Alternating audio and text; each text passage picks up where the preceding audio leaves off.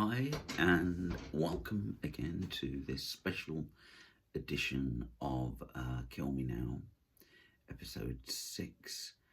I'm still the dressing gown guy, and today we're going to be talking about a special subject that one of the subscribers has called in about. And if, like me, you like to unpack that which was once lived until it no longer feels alive and is instead an inert thing pinned in a display case, then you might like to click subscribe. And the thing we're talking about today is something called ableism. And unlike a palatoy Action Man unwrapped on Christmas Day in its lovely graphic packaging with the plastic cellophane and colourful graphics, ableism is not a solid thing that can be, some might say, fetishized or obsessed over and unpacked. But even so, I'd like to think we could get somewhere close to solidifying and making it accessible in the same way that a Casio VL tone from Series 3 might be accessed.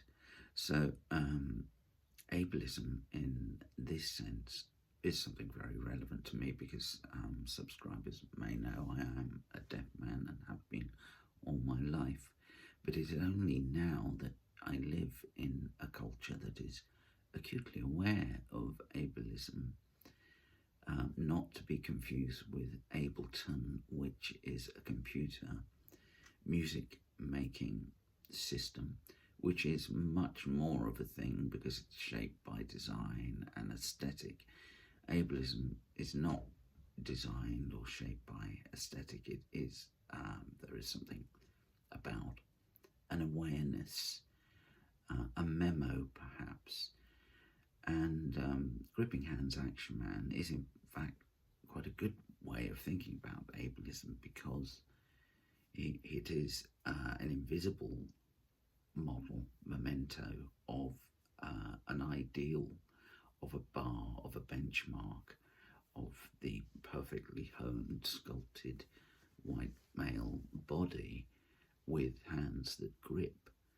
And perhaps in a culture aware of ableism, they might have non-gripping hand action man, or they might say that you could live out your ideal of having gripping hands through gripping hand action man.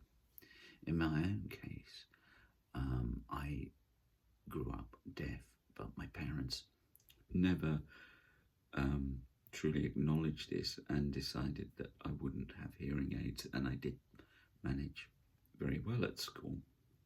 But I now am wondering, did this make me a kind of Uncle Tom figure of the deaf world?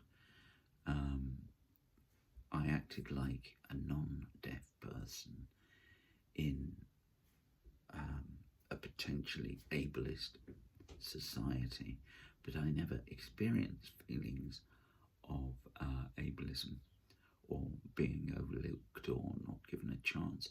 And it's only now that I live in a culture where people are aware of ableism that I experience situations of ableism.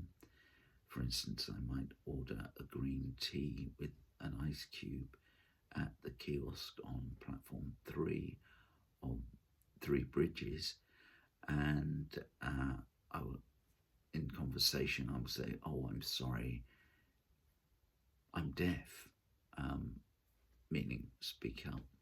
And the vendor will say, "Oh, that's all right," perhaps because they've got the memo that you need to accommodate deafness. But to me, saying, "Oh, that's all right," feels ableist. And So that's ableism, and I hope you've enjoyed this, the special episode of Kill Me Now. Click subscribe, episode 6 or 5.5. And if you enjoyed this, you might like to scroll back and watch the last episode, which was about Stranger Things Series 5. Next time we'll be going back to actual solid objects shaped by design and aesthetic. We'll be looking at the pencil. Thank you.